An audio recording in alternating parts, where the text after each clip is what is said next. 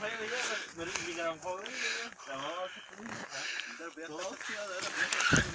Nasıl şey da? İki sama şey oluyor ha.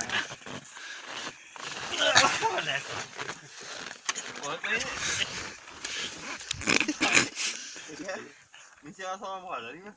Mình đã xong bỏ đấy xem đây nhỉ. Đấy đây. Ủa là.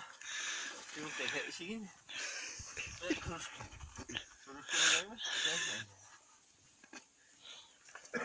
Đấy. Rồi bây giờ thì berat.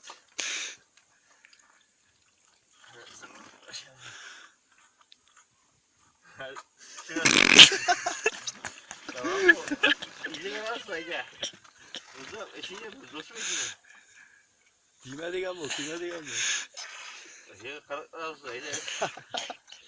Bırak bir ağırlamaysa mı gidiyor? Bırak bir de eşiğe gidiyor da. Buraya şu kendisi var da. Hallerini çek. What?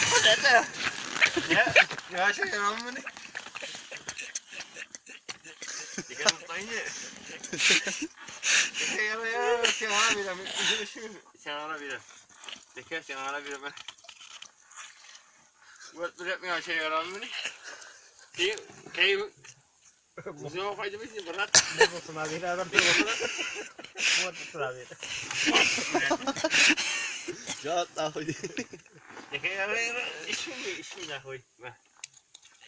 Berat kalta sen işi bitirdim ya apa Şöyle. Keyifli bir şey. Peki? Aja. Ya kalau kasus sundar kita. Ini ya boleh mah. Ala ya usahanya teka. Dawai. Dia perlu ke. Kalau kasus sundar kita aja. Ini kızım boy baba. Allah ne şey.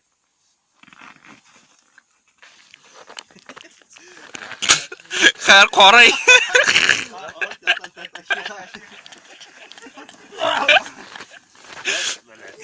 Dia gua kayak teka.